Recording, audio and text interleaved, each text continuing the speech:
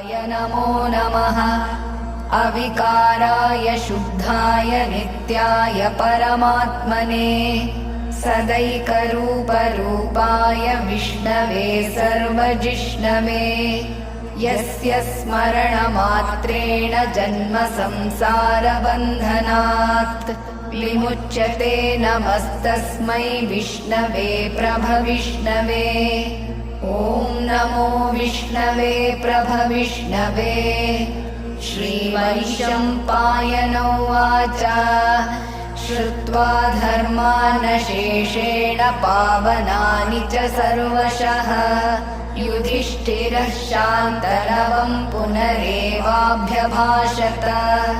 श्रीयुधिष्ठिर उवाच किमेकं दैवतं लोके किं वाप्येकं परायणम् स्तुवन्ताय नमो नमः।